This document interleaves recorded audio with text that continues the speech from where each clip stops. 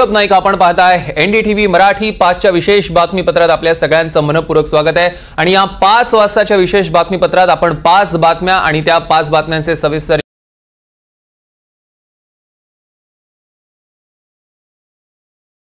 शवविच्छेदन अहवाल पोलिसांच्या हाती आलेला आहे आणि त्या अहवालासंदर्भातले अपडेट्स त्या बातमीमागची बातमी आपल्याला देतील राहुल कुलकर्णी, आपले प्रतिनिधी आपल्या सोबत जोडले गेले आहेत। दुसरी बातमी असणार आहे ती नागपुरातनं कर्जमाफीसाठी बच्चू कडूंनी एल्गार केलेला आहे। ट्रॅक्टर आणि आंदोलकांसह बच्चू कडू पोहोचलेले थेट नागपुरात आणि त्या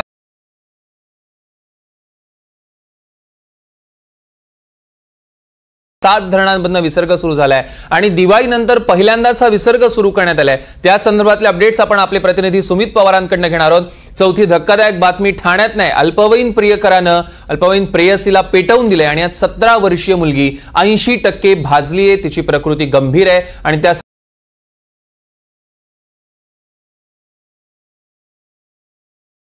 कमी दाबाचा पट्टा, त्यामुळे राज्यावर अवकाळी पावसाचं संकट उभं ठाकलंय आणि त्या संदर्भातले अपडेट्स आपल्याला देणार आहेत आपले प्रतिनिधी राकेश गुडेकर। सगळ्यात आधी आपण पहिल्या बातमीने सुरुवात करणार आहोत। आजची मोठी बातमी फलटणमधनं। फलटणच्या महिला डॉक्टरचा शवविच्छेदन अहवाल आता पोलिसांच्या हाती आलाय आणि त्यात तिचा मृत्यू गळफास घेऊन झाल्याचं उघड झालेलं आहे। मृत डॉक्टरांच्या शरीरावर इतर कोणताही घाव नाहीये अशी माहिती देखील समोर येते आहे। या संदर्भातले अपडेट्स आपण घेणार आहोत। त्याची पहिली मोठी बातमी सविस्तरपणे सांगणार आहेत आपले प्रतिनिधी राहुल कुलकर्णी। राहुल, बघा असं आहे की इन्स्टिट्यूशनल मर्डर हा जो शब्द वापरला श्री राहुल गांधींनी किंवा काल विरोधी पक्षातले लोक त्याला इन्स्टिट्यूशनल मर्डर म्हणत होते आणि त्यानंतर चर्चा अशी सुरू झाली की डॉक्टरांचा मृत्यू हा खरोखर इन्स्टिट्यूशनल आहे की नाही। आणि त्याच्यात काय झालं की डॉक्टरांच्या नातलगांनी असे गंभीर आरोप केले की एकतर ती जी नोट आहे सुसाईड नोट ती गायब आहे, कारण डॉक्टरांच्या हातावरती ज्या नोंदी केलेल्या आहेत त्या नोंदी ह्या त्यांचंच हस्ताक्षर आहे की नाही इथपासून त्या प्रश्नाला सुरुवात झाली आणि नंतर त्यांची नोटच गायब आहे इथपर्यंत नातलगांचे आरोप आले आणि म्हणून चर्चा अशी सुरू झाली की हा खरोखरच आत्महत्येचा प्रकार आहे की मर्डर आहे।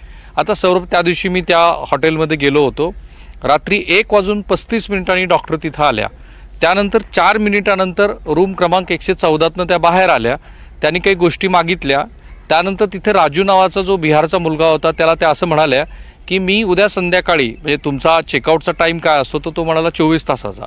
त्यानंतर त्या म्हणाल्या की मी उद्या संध्याकाळी मी जी शिफ्ट आहे आणि त्या शिफ्टला मी जाईपर्यंत मला कुणी डिस्टर्ब करू नका। आणि खरोखर त्यांनी कुणी डिस्टर्ब केलं नाही। 3-4 वाजता त्यांना असं वाटलं होतं, त्यांनी दरवाजा ठोठावला पण त्यांनी कुणी रिस्पॉन्स दिला नाही। मग त्या मुलांचा असा समज झाला की याच्यामध्ये त्या कुठेतरी बाहेर जेवायला गेले असतील। पुन्हा संशय बळावला, 8-9 वाजता त्यांनी पुन्हा टकटक केली आणि जाऊन त्यांनी जेव्हा दरवाजा उघडला तेव्हा डॉक्टरांनी गळफास घेतल्याचं लक्षात आलं। त्याच्या शेजारी त्यांची एक बॅग पडलेली होती। आता ही बाब ही पोलीस रेकॉर्डला आली, मी स्वतः त्यांचा जो CCTVचे तपशील आहे ते तपासले, कारण डॉक्टर जेव्हा आतमध्ये गेल्या तेव्हापासून ते प्रत्यक्षात आत्महत्या होईपर्यंत ह्या काळामध्ये कुणीही इतर व्यक्ती तिथे गेलेला नाही आहे। पण झाली चर्चा अशी की ह्या सगळ्या प्रकरणामध्ये नातलगाचं असं म्हणणं आहे की ज्या डॉक्टरांची स्वतःची तिथे खोली आहे, 4000 रुपये ते भाडं देत होत्या, बनकरच्या घरी त्या राहत होत्या, तिथं असताना त्या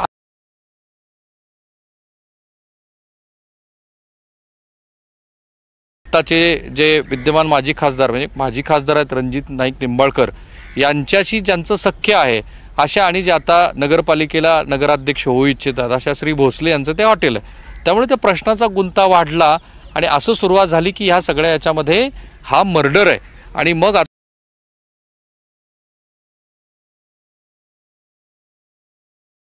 अधीक्षक आहेत त्यांनी त्याची कालच माहिती दिली होती की पोस्टमॉर्टमच्या रिपोर्टमध्ये त्यांच्या शरीरावरती कुठेही कशाही स्वरूपाचे घाव नाही आहेत, ती आत्महत्याच आहे।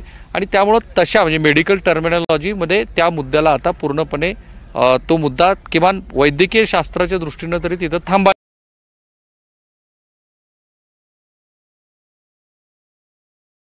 आहे का ते आता थोड्याच वेळामध्ये प्रवीण बनकरला कोर्टामध्ये हजर केलं जातं आहे।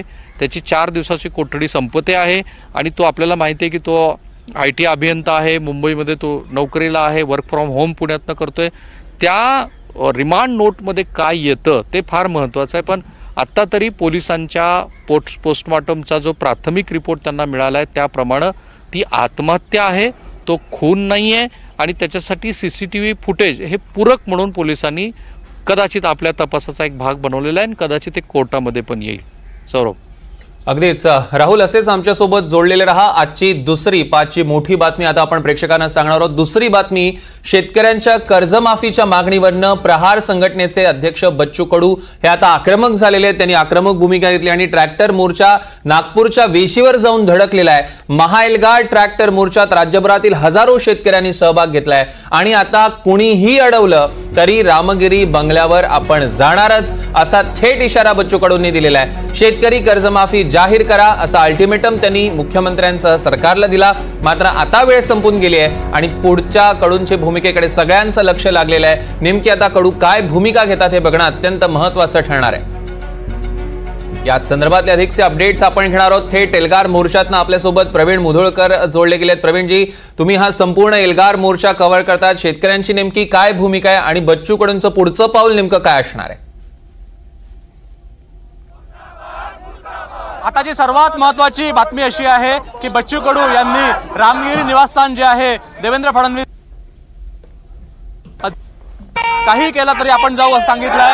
आता मी ज्या ठिकाणी उभा आहे हा आउटर रिंग रोड आहे आणि इथूनच बाजूला जामठ्यामध्ये कापूस संशोधन केंद्र, तिथे परवानगी दिली आहे, पण तिथे न थांबता आपण रामगिरीपर्यंत जाऊ असं बच्चू कडू यांनी सांगितलेलं आहे. हा जो हायवे आहे जबलपूर हायवे हा अडवण्यात आलेला आहे.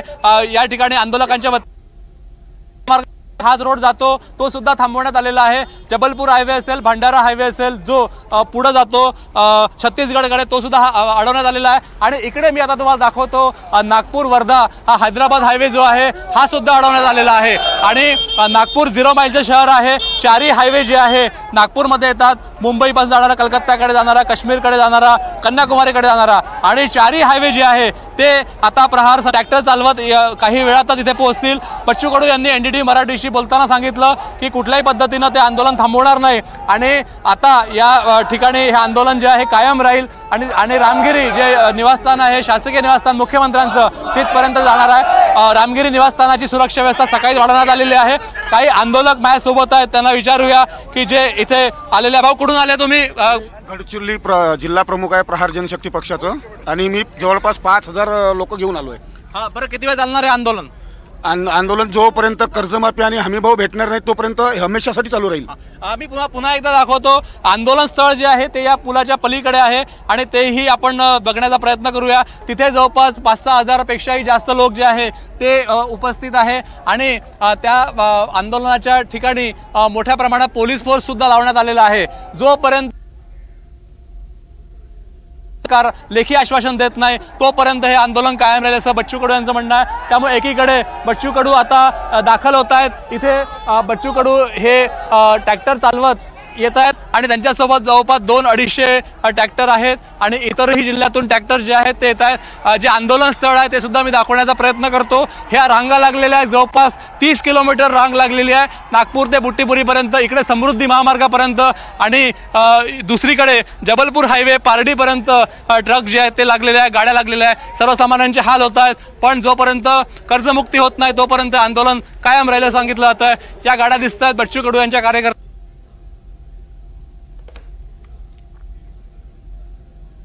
कापूस संशोधन परिसराच्या शेजारी ह्या आंदोलनाची परवानगी दिली आहे, पण इथपर्यंत थांबणार नाही. आम्ही पुढे जाऊ.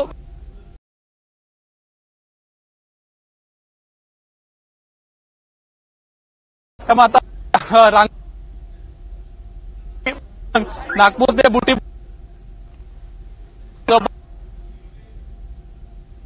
त्या बच्चू कडू माफी नाही.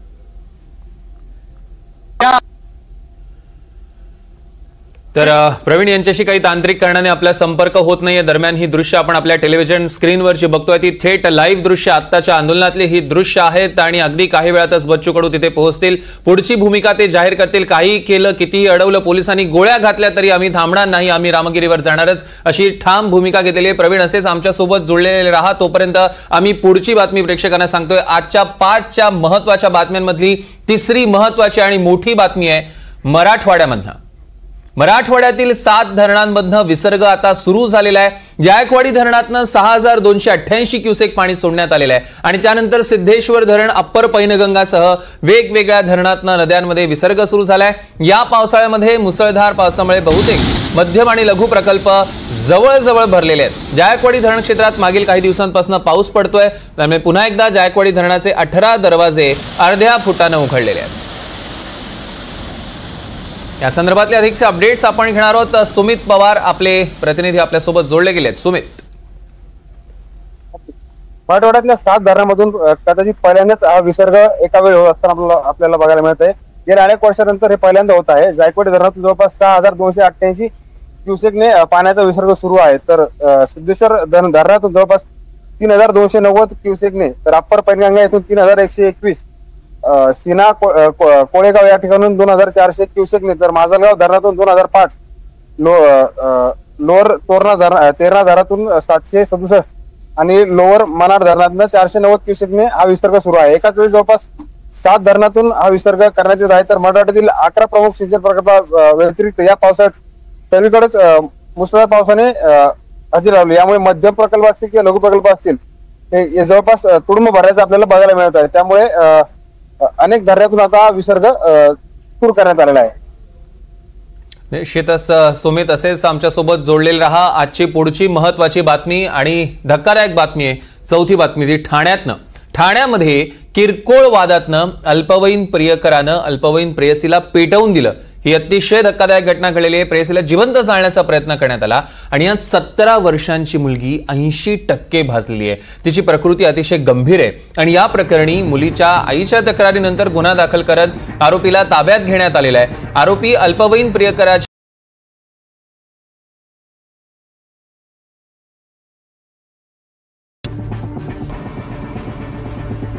हॉस्पिटलला जाऊन माहिती घेतली असता तिच्या आईने सांगितलं की सकाळी ती घरी आली, त्यावेळी तिचा मित्र जो आहे तो पण घरी आलेला होता। दोघं घरामध्ये असताना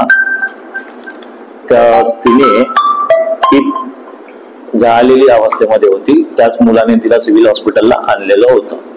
त्याच मुलाने तिला काहीतरी केलं असावं अशी आईची तक्रार असल्या कारणाने आपण CR नंबर 790/2025 प्रमाणे खुनाचा प्रयत्न हा गुन्हा दाखल केलेला आहे आणि त्याच्यामध्ये जो विधी संघर्ष बालक आहे त्याला ताब्यात घेऊन बाल न्यायालयासमोर हजर करून बाल न्यायालयाने त्याला बाल सुधारगृहामध्ये ठेवलेलं आहे आणि सदर गुन्ह्याचा तपास आता यापुढे चालू आहे। या संदर्भातले अधिकचे अपडेट्स आपण घेणार आहोत। रिजवान शेख आपले प्रतिनिधी आपल्यासोबत थेट जोडले गेलेत। रिजवान, अतिशय धक्कादायक घटना आहे ठाण्यातली, काय अपडेट्स आहेत या प्रकरणातले? सौरभ, नक्की आपण पाहिलं तर 24 तारखेची ही घटना आहे। ठाण्यातील कापूरवाडी परिसरामध्ये ही मुलगी राहते। आपण जर पाहिलं तर काही दिवसापूर्वी 22साठी ही मुलगी जी आहे ती आपल्या मुंबई येथील चेंबूर या परिसरामध्ये गेली होती। त्या ठिकाणी त्या विभागामध्ये राहणारा एक मुलगा बरोबर त्याची मैत्रीण झाली होती आणि गेले अनेक वर्षापासून हे दोघं जे आहेत ते एकमेकांना ओळखत होते आणि दोघांची जी भूमिका आहे ती आपण जर पाहिलं तर विवाहापर्यंत पोहोचवता अशा पोलिसांनी देखील ग्वाही दिलेली आहे। आणि आपण जर पाहिलं तर 2 दिवसापूर्वी ज्या पद्धतीने 24 तारखेला या दोघांमध्ये काहीतरी आपसामध्ये भांडण झालंय काय असाही तपास तो पोलिसांच्या माध्यमातून करण्यात येत आहे। आणि जर पाहिलं तर या मुलीने स्वतःहून जाणून घेतलेला आहे की त्या प्रियकाने त्याला जाळलेला आहे असाही तपास जो आहे तो पोलिसांच्या माध्यमातून करण्यात येत आहे। परंतु ज्या पद्धतीने ही मुलगी आणि मुलगा दोघंही 17 वर्षाचे आहे, गेल्या अनेक वर्षापासून दोघं जे आहे ते एकमेकांना जे आहे ते ओळखत आणि पोलिसांच्या माध्यमातून ज्यावेळी पोलिसांनी ही घटनेची माहिती मिळाली त्यानंतर पोलिसांनी तात्काळ जे आहे त्या ठिकाणी धाव घेतली आणि मुलीला जे आहे ते जवळच्या सिव्हिल हॉस्पिटलमध्ये नेलं आणि तिथं जर आपण पाहिलं तर डॉक्टरच्या वतीने जे आहे ते 80% जी मुली आहे ती भाजलेली होती आणि काल रात्री त्याची प्रकृती खालावल्यामुळे त्याला मुंबई येथील KM हॉस्पिटलमध्ये पाठवण्यात आलेलं आहे आणि सध्या जे आहे डॉक्टरच्या माध्यमातून ती निगराणीमध्ये आहे आणि पोलीस जे आहे त्या जो मुलगा होता त्याला आपल्या ताब्यात घेताना त्याला बाल सुधारगृहामध्ये पाठवलं। परंतु ज्या पद्धतीने असा एका तरुणीला 17 वर्षीय आहे, दोघंही 17 वर्षाचे आहे, अशा पद्धतीने त्यांना पेट्रोल ओतून जे आहे ते जाणलं हा कितपत योग्य आहे असाही प्रश्न जे ठाणेकर या ठिकाणी विचारताना। त्यामुळे नेमकं पुढील कारवाई पोलिसांच्या माध्यमातून कशा पद्धतीने होणार आहे सौरभ तेच पाहणं महत्त्वाचं ठरणार आहे। निश्चितच रिजवान, असेच आमच्यासोबत जोडलेले रहा। आणि आजची 5वी मोठी बातमी ती म्हणजे मोंथा चक्रीवादळा संदर्भातली। मुंथा चक्रीवादळ आहेच, तसंच अरबी समुद्रात कमी दाबाचा पट्टा तयार झालाय, त्यामुळे राज्यावरचं अद्यापही अवकाळी पावसाचं संकट कायम आहे। बंगालच्या खाडीमध्ये मुंथा चक्रीवादळ आलंय। हे वादळ काकीनाड, मछलीपट्टणम आणि कलिंगपट्टणमच्या समुद्र किनाऱ्यावरनं जाणार आहे, तेव्हा वाऱ्याचा वेग ताशी 100 ते 120 किलोमीटर पर्यंत जाण्याची शक्यता आहे। दुसरीकडे अरबी समुद्रातला कमी दाबाचा पट्टा उत्तर पूर्वेच्या दिशेनं सरकतोय। मुंबईपासनं जवळपास 620 किलोमीटर अंतरावर खोल समुद्रामध्ये हा कमी दाबाचा पट्टा तयार झालाय, त्यामुळे अरबी समुद्राकडनं वाहणाऱ्या वाऱ्यांमुळे राज्यावर पुन्हा एकदा अवकाळी पावसाचं संकट आलंय। कोकण, मुंबई आणि विदर्भात मुसळधार पावसाचा इशारा देण्यात आलेला आहे। या संदर्भातले अधिकचे अपडेट्स आपण घेणार आहोत। राकेश गुडेकर आपले प्रतिनिधी आपल्यासोबत थेट जोडले गेलेत। राकेश, काय अपडेट्स आहेत?